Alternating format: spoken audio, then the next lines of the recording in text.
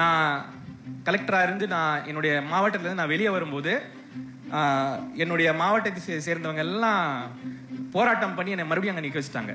அப்போ போகும்போது அவங்க எழுதின ஒரு ஆர்டிக்கல், நான் வந்து ஆல் இண்டியாவில் 9th ரேங்க் வாங்கினேன், யூபிஎஸ்சியில் தமிழ்நாட்டில் முதல் ரேங்க் வாங்கினேன். எனக்கே ஆச்சரியம் தான், உங்களுக்கெல்லாம் எப்படி ஆச்சரியமோ எனக்கும் ஆச்சரியம் தான். ஆனால் அது நடந்தது வந்து ஒரு முறையில், சாதாரணமான ஒரு முறையில தான். அந்த முறையை கற்றுக்கிட்டா யார் வேணாலும் இங்கேருந்து அங்கே போயிடலான்றதுக்காக தான் நான் உங்களுக்கு அதை சொல்ல விரும்புகிறேன். ஐஏஎஸ் எக்ஸாம் வந்து கொஞ்சம் டஃப்பான எக்ஸாம், உங்க எல்லாருக்குமே தெரியும்னு நினைக்கிறேன். அந்த எக்ஸாம் மட்டும் ஒரு வருஷம் எழுதணும். இந்த மார்ச் ஆரம்பிச்சா அடுத்த மார்ச் தான் ரிசல்ட் வரும். எப்படி இந்த மார்ச் ஆரம்பிச்சா அடுத்த மார்ச் தான் ரிசல்ட் வரும். எத்தனை பேர் வீட்டில் வந்து நீ ஐஏஎஸ் ஆகணும்னு சொல்லுவாங்க உங்க அப்பா அம்மா? சொல்றாங்களா? நீ ஐஏஎஸ் ஆகணும், ஐபிஎஸ் ஆகணும், படிக்கணும், சிவில் சர்வீஸ் படிக்கணும். இந்த பக்கம் யாருமே சொல்லியா? சொல்றீங்களா? ஆவீங்களா இல்லையா? Right, okay. ஆனால் அது ஒரு டஃப்பான எக்ஸாம். அந்த டஃப்பான எக்ஸாமை வந்து பாஸ் பண்ணணும்னா உங்களுக்கு நிறைய கெப்பாசிட்டி வேணும். சப்ஜெக்ட்ன்றது கிடையாது, எல்லாமே சப்ஜெக்ட் தான். ஹிஸ்டரி, ஜியாகிரபிலேருந்து எல்லாமே சப்ஜெக்ட் தான். கேள்வி எங்கேருந்து வரும்னே தெரியாது. முதல்ல ப்ரிலிமினரி எக்ஸாம் எழுதுவோம், முதல்ல மார்ச்ல. அந்த எக்ஸாமில் பாஸ் பண்ணீங்கன்னா உங்களை மெயின் எக்ஸாமில் உட்கார வைப்பாங்க. அந்த மெயின் எக்ஸாம் வந்து 12 எக்ஸாம் எழுதுவோம். அந்த எக்ஸாமில் நீங்கள் பாஸ் பண்ணீங்கன்னா அப்புறம் இன்டர்வியூ கூப்பிடுவாங்க. அந்த இன்டர்வியூவில் நீங்கள் பாஸ் பண்ணி ஆல் இண்டியா லெவலில் நீங்கள் ரேங்க் வாங்கினா தான் உங்களை வந்து அந்த இடத்துல உட்கார வைப்பாங்க. அப்போது முக்கியமான ஒரு எக்ஸாமு, இந்தியாவிலே டஃப்பான ஒரு எக்ஸாமு.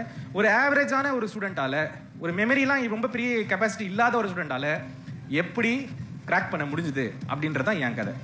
என் கதை உங்க கதை சேம் கதை, சேம் டு சேம், ரைட்? அப்போ நம்ம முடிஞ்ச வரைக்கும் இன்னைக்கு நான் சொல்ற விஷயங்கள்ல எல்லாத்தையும் நீங்க கேட்டுக்கோங்க. ஆனா எதையுமே நீங்க அப்படியே வாங்கிக்க கூடாது. எது சொன்னாலும் சரி, உங்களுக்கு எது ஒர்க் ஆகுதோ அதை மட்டும் தான் நீங்க எடுத்துக்கணும். எல்லாத்தையும் கேட்கணும், ஆனா உங்களுக்கு எது ஒர்க் ஆகுதோ அதை மட்டும் தான் நீங்க எடுத்துக்கணும். அதுக்கப்புறம் இப்ப நான் உங்களுடைய நாடாளுமன்ற உறுப்பினர், திருவள்ளூருடைய எம்பின்னு சொல்லுவாங்க, மெம்பர் ஆஃப் பார்லிமெண்ட். எத்தனை பேருக்கு தெரியும் எம்பி? தெரியுமா?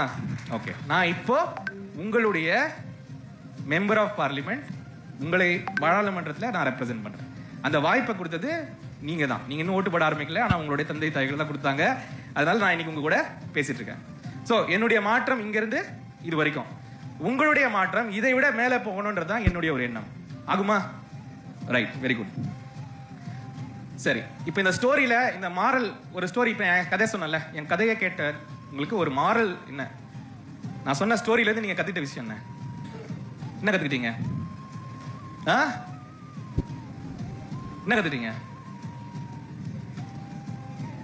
கீழே இருந்து மேலே போனோம், அவ்வளவுதான்.